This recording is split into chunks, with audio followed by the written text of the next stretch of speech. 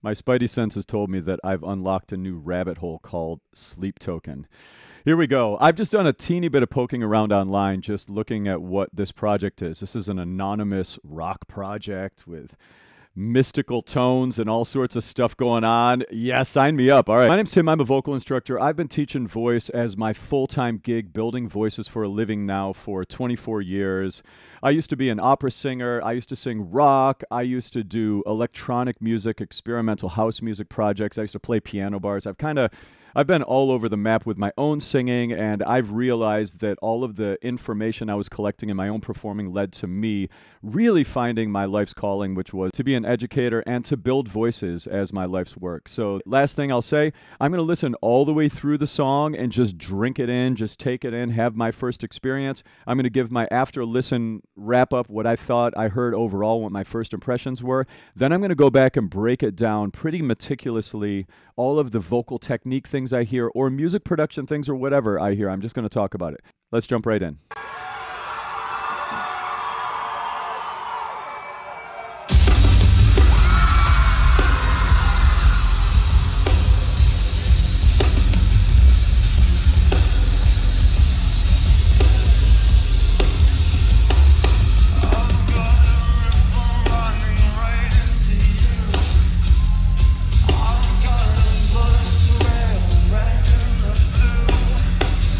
Something inside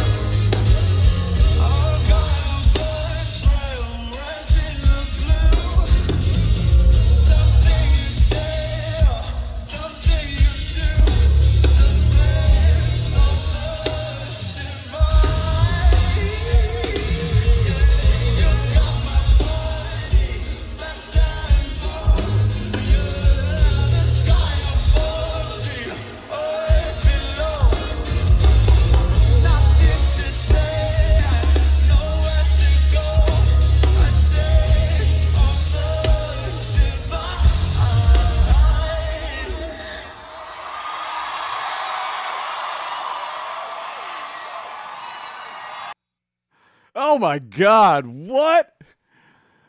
What was that? Jeez. Wow, that, okay, yep. I could feel it happen. I was like, oh man, I have a million questions about this project going around in my head right now that I'm sure I'm going to get some feedback from you all about this band. Wow.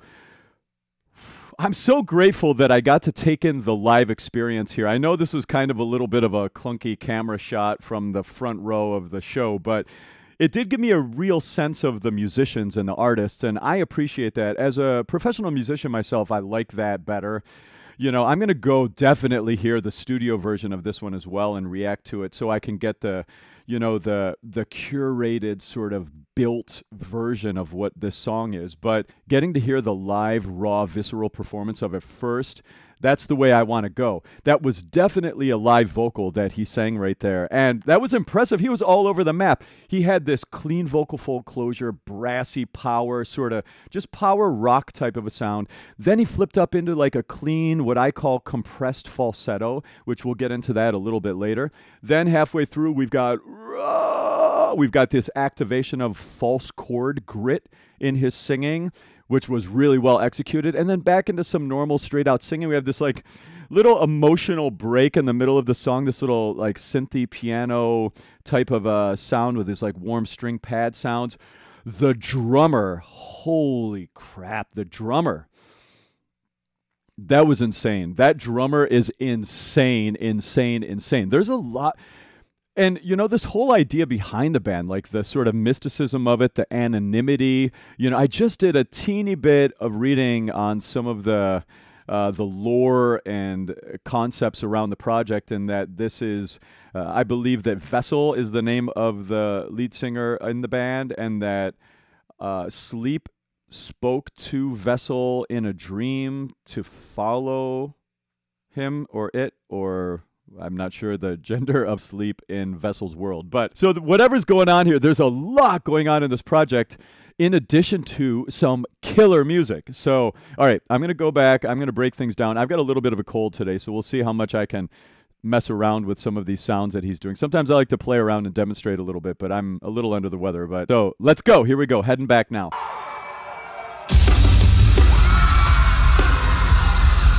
First of all, this dancing is amazing. It's just sort of raucous, like almost like Sesame Street wild, like Grover just waving his arms around. You know, I love it. So wild and free and liberated. Amazing.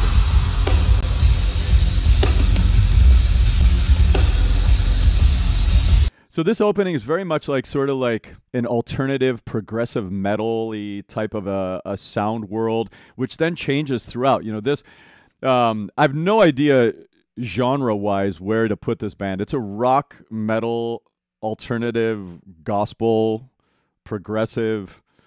Like, this is an amazingly... And that's all just, like, in this song. I'm sure that the other songs go other places, too. What should be the next song of theirs that I react to, by the way? Drop it in the comments, please.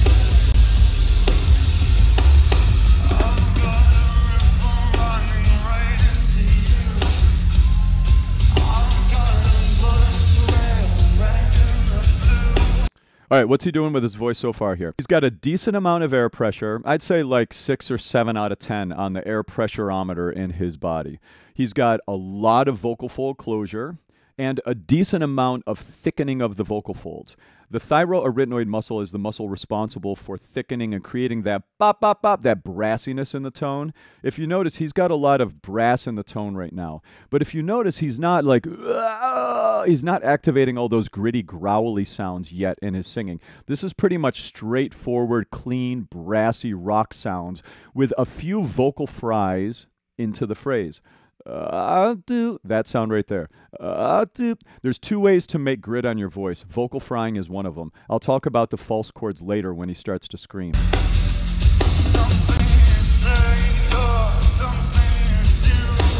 Do you hear how brassy his tone is? Bop, bop, bop. There's a lot of like brass and bite in his tone.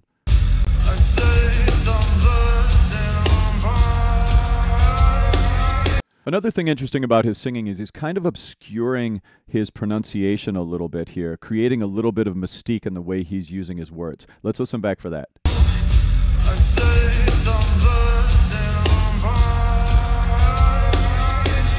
So right there, he's not like super articulate. He's kind of obscuring his pronunciation a little bit here. This is there's so much mystique in this band. He's even adding mystique in the way that he's kind of being subtle with his pronunciation. It's cool.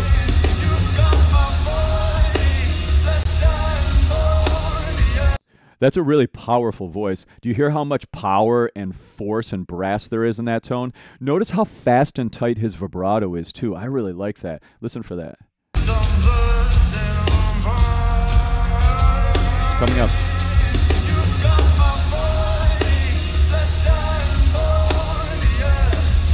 Could you hear his vibrato in there? Vibrato's that, it's that up and down in pitch wiggle that you hear a singer do. He's got some of that right in there. Did you hear that?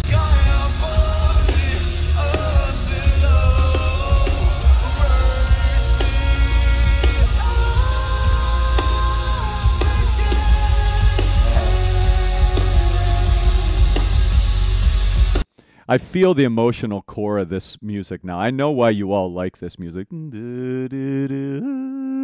Oh, this is big. This is hyperbolic. This is like an angsty, tumultuous love song here, isn't it? Oh, man. That melody, I got goosebumps just hearing it back again.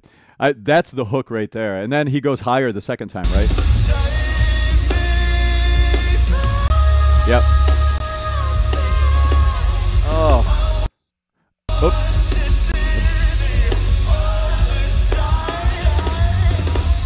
Oh, that's so cool. We're going to go back and break down this chorus a little bit here. This is an awesome part. So what he's doing here is he's going up into what I call a compressed falsetto. Mine doesn't sound quite right today, being sick and all, but you get the idea of like there's a da-da-da-ha. There's a lightening of the voice as we move higher. How does that work vocally? Remember how I was talking about how much brass he has in his tone and air pressure in the first part of his singing of the song?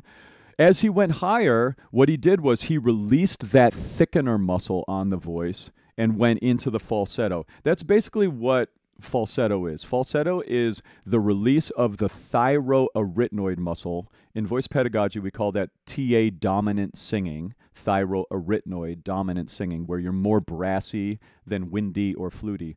When you're in that light mechanism of your voice, that's called CT dominant singing in the world of voice pedagogy, or cricothyroid dominant singing. He goes from TA dominant singing and flips right into CT dominant singing as he jumps up to the top. But he doesn't do it, he doesn't go into his falsetto in the way that like R&B or soul singers do. When they do it, there's more airflow and huskiness and warmth in the tone. When he's going up, he's got bite and ping. There's like this cut, and that creates more angst and like love stuff, like emotional angst in the way that he delivers that. Let's listen back for that transition from a thickened brassy tone into that sweet, more airflowy light sound in the cricothyroid sound on the top.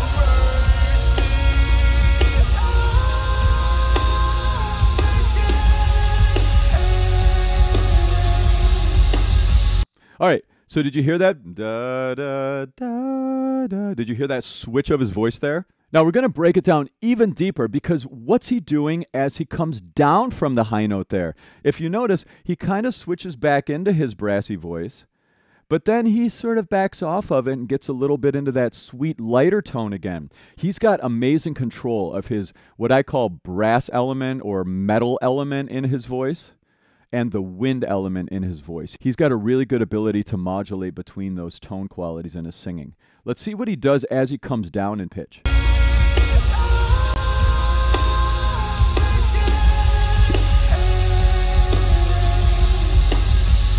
Did you notice? Da, da, da, da, da. Then he came back into his chest voice as he came off of the compressed falsetto high note. But then as he finished off the phrase, he backed off. He kept in the more airflow, sort of lighter tone, and he didn't keep it brassy all the way to the end of the phrase. And that creates this sort of sweetness, this balance of like masculine power and this sort of sweet feminine energy. There's a lot of diversity and tone quality in this artist's sound. Wow.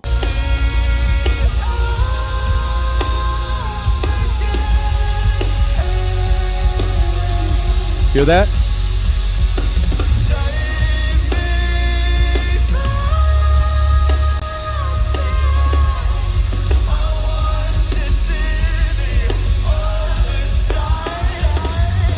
Very clean up there. Very good pitch accuracy. He's definitely singing live too. I love that. Like that's one of my big things on this channel is like I love people going for it. I love people building the muscle memory to be able to do this really amazing art form called singing live in front of other human beings. Like let's keep that going into the future. I feel like if I've got one platform for this reaction channel, it's that.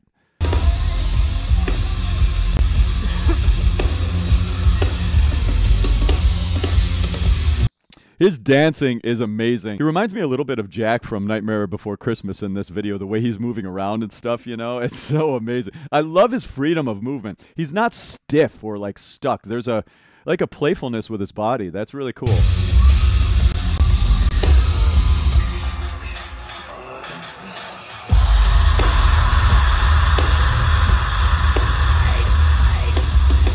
So remember how I was talking about there's two ways to make grit? One of them is the vocal fry way. This is the other way right here. What he's doing right here is he's using a technique called compression. When you compress your voice, you're cinching your pharynx. Your pharynx is the space directly above your larynx in your throat, in the vocal chain.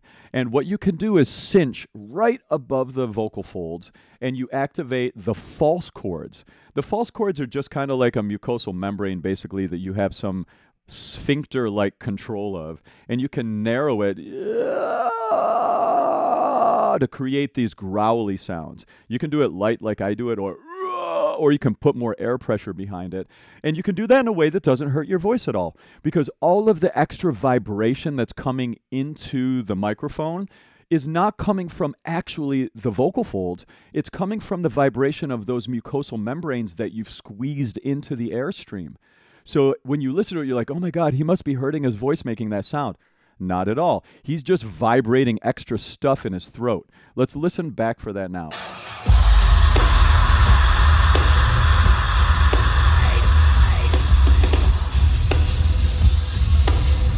I think he does it again, right?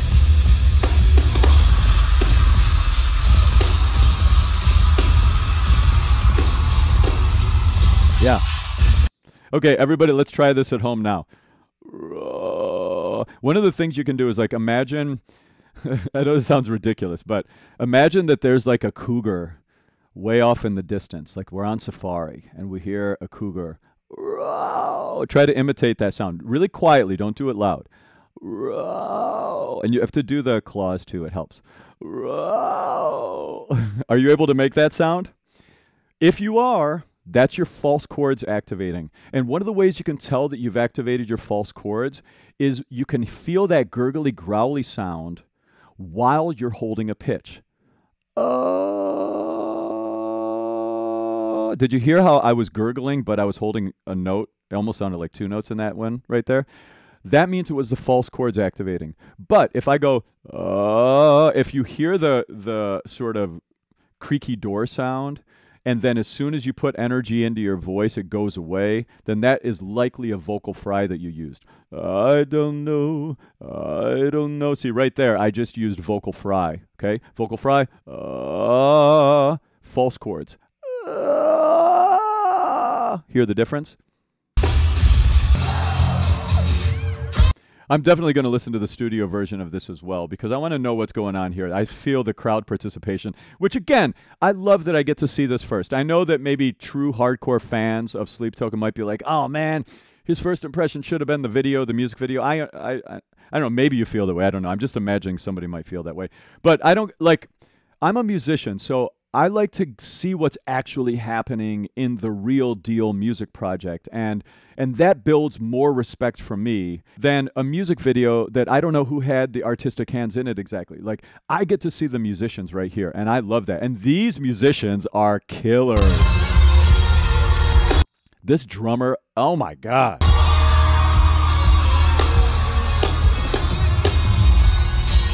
I would imagine there are some insane reactions that drummers have done to this drummer.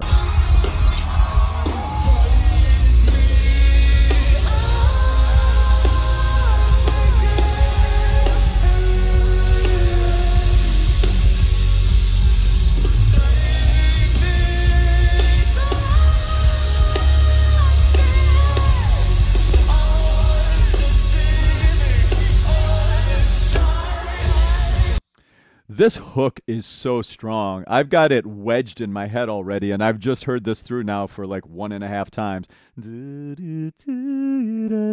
Oh, I love that. That's going to be in my mind all day, I can feel. That's definitely an earworm.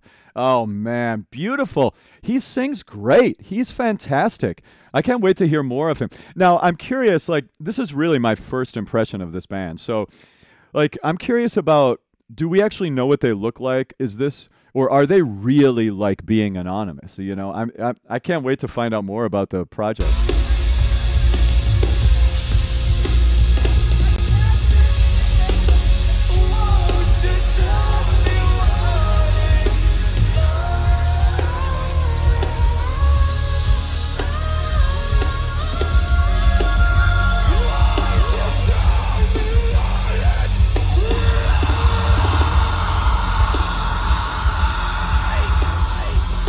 So it takes an incredible amount of coordination to shift your vocal tone in so many different places so quickly in a professional music project that you're performing and touring and doing all this stuff. Like, you've got to have great vocal health to do what he's doing right here. He's singing clean in his sound. He's going up into his falsetto. He's coming down and going into and activating his false chords in his singing. This is a great vocal technician right here.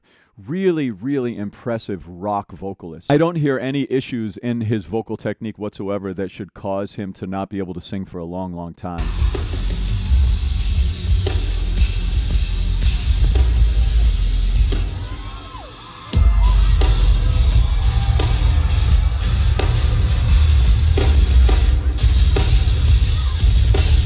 There's so much going on in this music. It's all over the place, but it all works.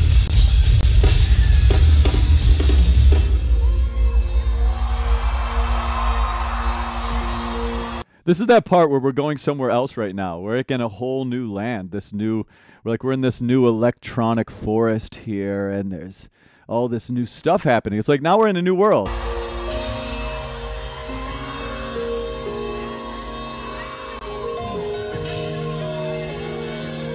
I love this part. Oh.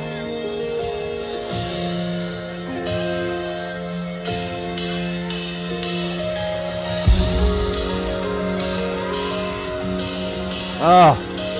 It gives me the feels. This is really good, this part. Oh.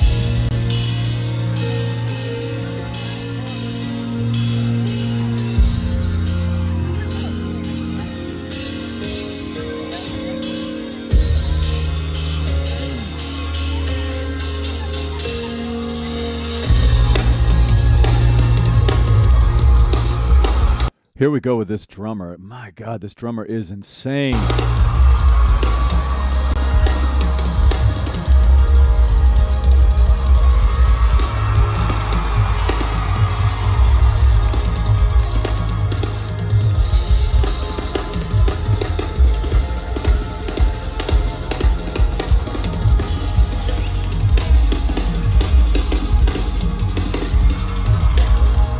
Were those the background singers in the back there? What's the story with that? Because I did hear some other voices. I couldn't tell exactly if it was people singing along in the crowd. I know there were people singing along in the crowd, but I was hearing harmonies and stuff. So I'm assuming those are background vocalists back there?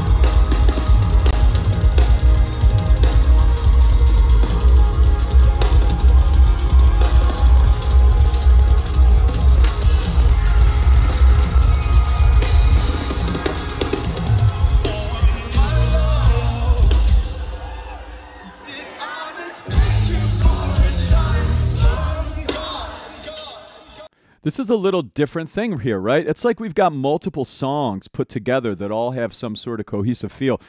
Song form is not exactly being 100% followed here as far as like the traditional ironclad like pop music world, verse, pre-chorus, chorus, verse, pre-chorus, chorus, bridge, chorus concept. Like, we're not following that. We do have some of the verse, chorus, now. Then we have like bridge, another bridge, new part of another song connected. Like, we got song forms kind of moving around here a bit, and I love that, like, development of music. Isn't it exciting that this is new rock music moving into the future, that we've got this to look forward to. I get so tired of people talking about, like, there's no new good music out there anymore. Like, come on, like, listen to this or listen to my channel. I've reacted to some amazing new artists, so check it out. Like, there's a lot of great stuff happening out there right now. I love his tone right here, by the way. Notice he's using vocal fry and a little bit of false chord activation at times in his tone right here. He's got a lot of vocal fold closure, a lot of air pressure into his tone. Listen back for that.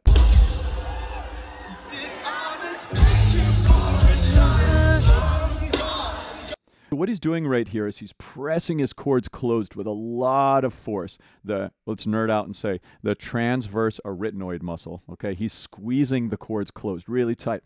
A decent amount of thickening on the tone, a lot of air pressure, and he's got this little. He's doing the little vocal fry cries into the phrases. What effect does that give? Angst, angst, angst, angst. He's got a lot of it here. So good.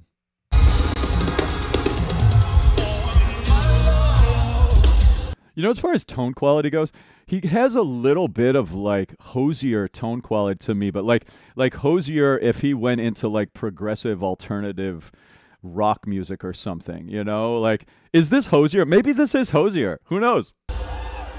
I'm sure you all know who this actually is.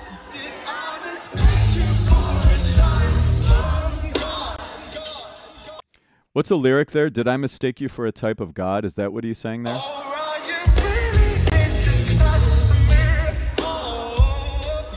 I love his tight vibrato. Cut me. He's got a really cool use of vibrato. When you have a tight vibrato like that or a fast vibrato, and you put it in the middle of phrases, tight of, and you're doing it like more commonly throughout the syllables of your song, what does it create? Again, it creates this like turbulent emotional state perception to the people that hear you. He's doing that here.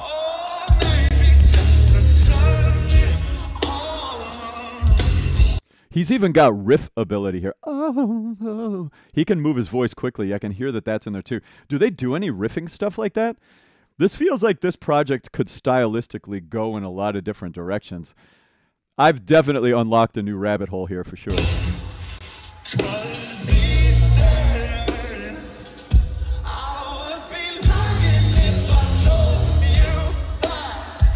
There was a really interesting vocal processing effect he put on his voice. There was almost like a phase effect, like a digital effect, and then I think there was some delay afterward. There was some cool stuff happening there. I got to go back and hear that again.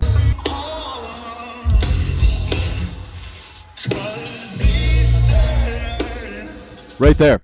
Did you hear that? There was like a little digitized sort of, it sounded like almost like a phase, some sort of phaser effect there. Wow.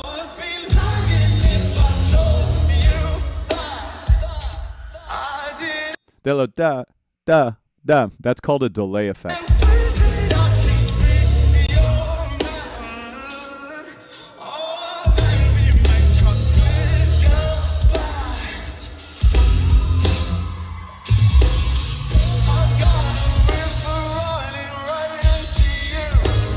His pitch accuracy is spectacular singing live here. It's so good.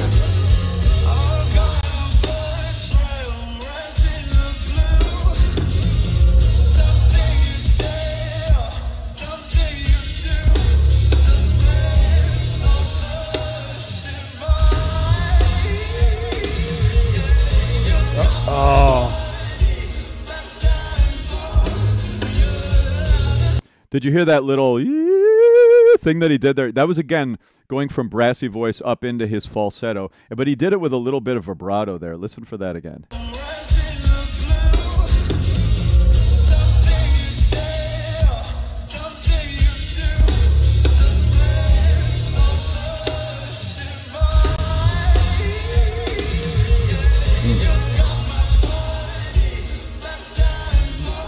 This is good.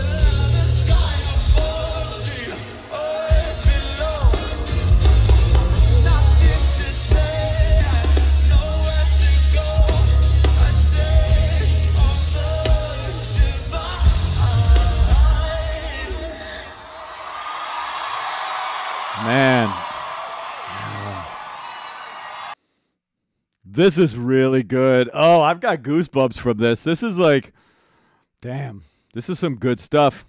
Thank you to whoever you are who recommended. There were several of you that recommended I check out this music project. This is definitely not going to be my last listen to this project. One other thing I didn't say about his voice yet.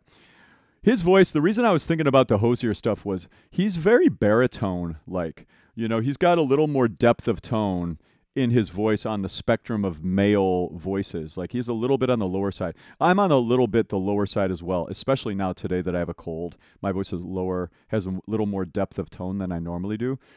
But he's got, even though he sings really high, he's got a lot of depth of tone. Like he's a true baritone. And that gives just that warm power, you know, that masculine. He's got a lot of that in his voice, but also the sweet, warm access to his upper register. Really interesting vocalist. Really interesting music project.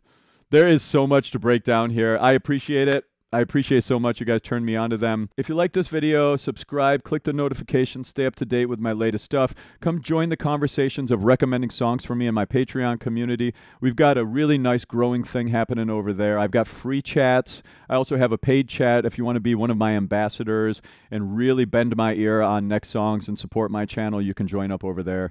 So come on over. This was a great first listen to Sleep Token. Definitely more to come. I'll see y'all soon. Cheers.